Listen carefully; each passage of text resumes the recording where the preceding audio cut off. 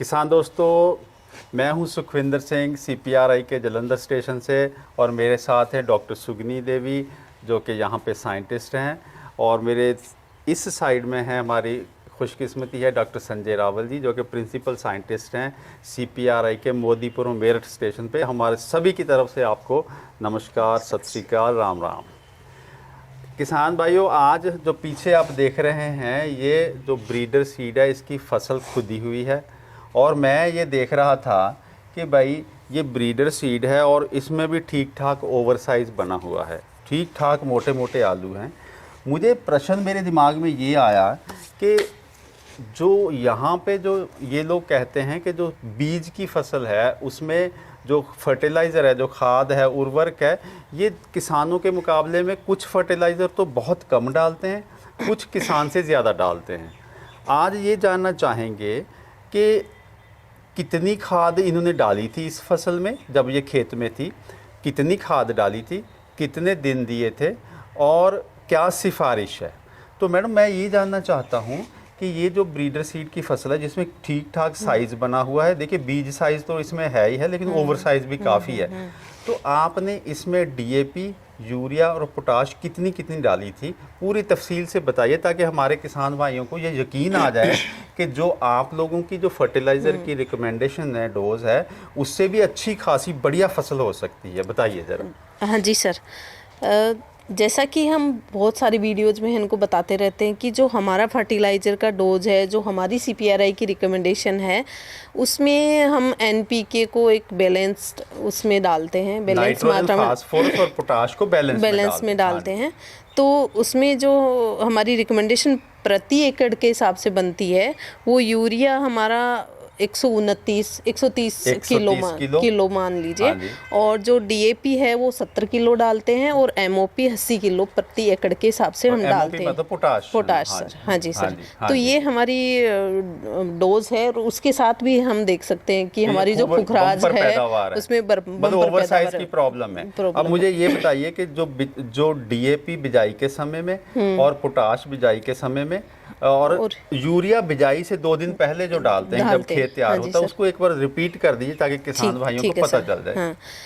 जो यूरिया है, नाइट्रोजन है, वो हम 2 बार में देते हैं सर। जो पहली डोज है वो 50 किलो जो यूरिया है वो हम बिजाई से 48 आवर्स 48 घंटे बिल्कुल नहीं बोलनी,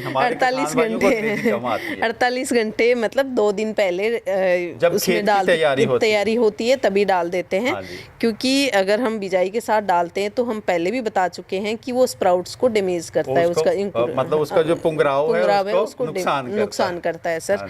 और जो बाकी की जो बची हुई है 78 किलो 80 किलो मान लीजिए सर, वो यूरिया जो है हम जब हम मिट्टी चढ़ा रहे होते हैं 25-30 दिन बाद, उस टाइम हम डालते हैं। किसान भाई मिट्टी चढ़ाते, बहुत सारे किसान भाई मिट्टी नहीं चढ़ाते, मतलब कहने का 25-30 दिन पे आप लोग डाल के पूरा कर देते हैं। अब जो मैंने ये समझा कि पूरी डाया DAP, पूरी पोटाश जितनी पोटाशियम MOP और लगभग 50 किलो यूरिया बिजाई से, ये तो यूरिया तो बिजाई से 2 दिन पहले खेत तैयार करते समय डाल दी, और जो DAP और पोटाश है जब प्लांटर से बिजाई की उसके साथ साथ डाल दी। हाँ जी, और दूसरी जो है नाइट्रोजन मतलब यूरिया की दूसरी डोज है जो कि लगभग 80 किलो आपने बताया, वो आप डालते हैं 25 से 30 दिन के बाद। जी सर। अब जो हम लोग किसानों के पास जब जाते हैं तो हमने ये देखा है, पंजाब में भी, UP में भी हम पिछले दिनों गए थे, आपने तो लगभग कितनी बताई DAP आपकी प्रति एकड़? 70 किलो।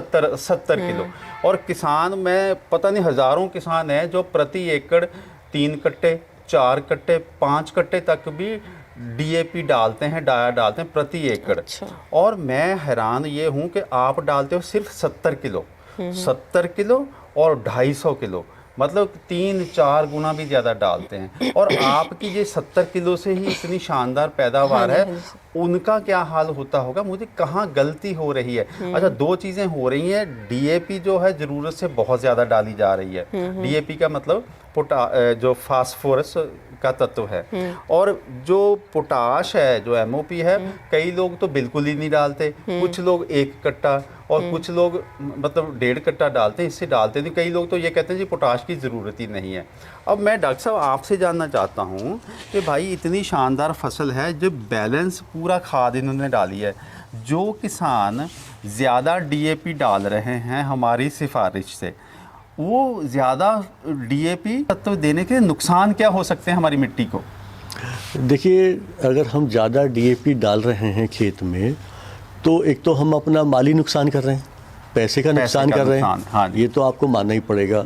दूसरा ये है कि वो मिट्टी में जाके फिक्स हो जाता है, और वो वहीं फिक्स डिपॉजिट की तरह, जैसे बैंक में हम पैसा रखते हैं इस तरह फिक्स हो जाता है। लेकिन हम निकाल नहीं सकते फिर ये फिक्स नहीं निकाल। ये जो धीरे धीरे निकलता है, जब कभी हम कोई फसल लगाते हैं तो रूट जोन में ही थोड़ा थोड़ा निकलता है। ठीक है। लेकिन जब ज़्यादा ज़रूरत से ज़्यादा डाल रहे हैं तो नुकसान ये हो रहा है मेन, कि जो जिंक और आयरन यानी कि जस्ता और लोहा खास तौर से, हाँ। उसकी फिर कमी आती है फसलों में, क्योंकि वहाँ इतनी ज़्यादा सांद्रता मतलब इकट्ठा होता है वो रूट जोन में, कि वो जिंक और आयरन होने के बावजूद वो पौधे को लेने नहीं देता। ये डॉक्टर साहब की बात नोट करें, पौधे को लेने नहीं देता। हाँ, किसान ये बात नोट करें कि एक तो पैसा ज़्यादा खर्च किया आपने, डीएपी ज़्यादा डाली, और पैसा भी खर्च किया, सब कुछ किया, और उसने क्या किया कि दूसरे जो जैसे जिंक और लोहा और उनकी भी कमी ला दी। एक तो खर्चा ज़्यादा किया, और दूसरे तत्व जो हैं उनका भी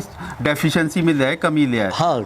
अब मुझे ये बताइए कि ये जो इतनी शानदार पैदावार है, जो सीपीआरआई की सिफारिश है, तो किसानों को कैसे समझाएं यार, ये समझते नहीं है।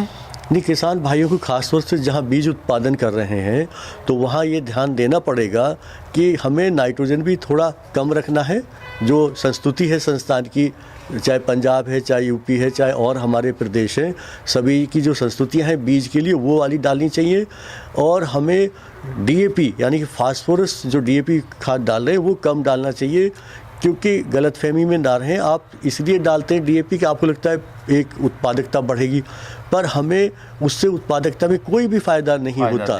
एक लेवल के बाद कोई फ़ायदा नहीं होता उत्पादकता के बढ़ने में। इसी तरह हमें पोटाश ज़रूर देना है, क्योंकि नाइट्रोजन और पोटाश का हमें एक संतुलन बनाना है, तभी हमारा जो आलू है उसकी पैदावार, अच्छी पैदावार आएगी।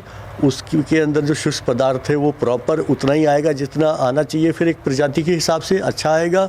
साथ में उसकी जो स्टोरेज में लाइफ बढ़ेगी, क्योंकि अगर ज़्यादा नाइट्रोजन है और कम पोटाश है तो स्टोरेज में सड़ना ज़्यादा होता है। उसको भी ध्यान रखना, क्योंकि ज़्यादा नाइट्रोजन और कम पोटाश पे आलू के कंदों में पानी थोड़ा ज़्यादा रहेगा।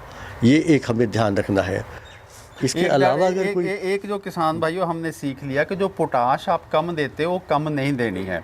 वो जो भी सिफारिश है, जो मैडम ने बताया था, हमारी 2 नंबर 3 नंबर वीडियो में भी पहले से बताया जा चुका है, जो इसी चैनल के ऊपर है। पोटाश कम देने का डॉक्टर साहब ने जो बताया है कि स्टोरेज, जो स्टोर में जाता है माल, तो सड़ता कम है, ठीक है, और पैदावार अच्छी आती है। और दूसरी जो है डॉक्टर साहब, मैंने ये सुना है कि पोटाश अगर कम दोगे तो खुदा ना खास्ता मान लो लेट ब्लाइट आ गई, झुलसा रोग आ गया, जहाँ खेत सूखने लगा, कुछ इस तरह के हालात हो गए, तो जो पोटाश कहते हैं, पोटाश की कमी की वजह से बहुत प्रॉब्लम फिर उस केस में आ सकती है। हाँ, बहुत रोल है, जो बहुत रोल है न्यूट्रिशन का। तो पोटाश वो तत्व है जो एबायोटिक और बायोटिक यानी कि जैविक और अजैविक जो स्ट्रेस है पौधे के, उनमें बहुत मदद करता है जो पोटाश है आलू को खास तौर से। चाहे हमारी कोई बीमारी है, चाहे हमारा ये पाला है, चाहे सूखा, कई बार पानी में भी हम अगर कम लगाएंगे तो अगर पोटाश की कमी है तो और ज़्यादा डिफॉर्मिटी, ट्यूबर के जो आलू का जो कंद है वो भी डिफॉर्म हो सकता है, क्रैकिंग आ सकती है, और हमारे पौधे को जल्दी नुकसान होगा बीमारी की स्थिति में। इसी तरह पाले की स्थिति में नुकसान जल्दी होगा। तो ये किसान भाइयों कि पोटाश जरूर देना है। जो डॉक्टर साहब ने कहा और मैडम ने कहा है, जो सिफारिश है सीपीआरआई की, या आपके आसपास की जो खेतीबाड़ी, जो कृषि यूनिवर्सिटी है, उस सिफारिश के हिसाब से सही मात्रा में नाइट्रोजन, फास्फोरस और पोटाश तत्व दीजिएगा। अगर आप इनका बैलेंस ख़राब करेंगे तो वो इस तरह से हो जाएगा कि आपकी थाली में मान लो 5 रोटियां पड़ी हुई हैं और सब्जी इतनी सी 1 चम्मच, तो वो नहीं बात बनेगी। या कटोरियां भर के रख दी सब्जी की और चपाती नहीं है। हर चीज़ जैसे हमारी थाली में एक बैलेंस में आप लोग रखते हो, चपाती है, सब्जी है, दाल है, दही है, इसी तरह जो खेत में जो देते हैं जो जितने भी ये NP के तत्व हैं उनको उस बैलेंस में ही दीजिए। मैं आपसे ये कहना चाहता हूँ हर चीज़ में अपना दिमाग नहीं लगाना। जब जो दिमाग लगाने वाले ये साइंटिस्टों की टीमें हैं, ये मतलब सैकड़े किसानों की जो साइंटिस्टों की टीम है, कई साल तक काम करते हैं, पूरा शोध करके रिसर्च करके एक सिफारिश देते हैं, हम क्यों ना इन्हीं की मान लें। ये हमारे दुश्मन थोड़ी हैं, ये तो हमारे दोस्त हैं। तो इसलिए मैं इनका किसानों की तरफ से इनका शुक्रिया करना चाहता हूं, जो दिन रात एक मेहनत करके मोटी मोटी किताबें पढ़ के और हमारे लिए सिफारिश बनाते हैं। आपका शुक्रिया। और आपको मैं बेनती ये करना चाहता हूं, आंखें बंद करके जो इनकी सिफारिश है उसके ऊपर अमल करें, अपना दिमाग ज़रूर से ज़्यादा ना लगाएं। आपका बहुत बहुत शुक्रिया मैडम। Thank you. धन्यवाद।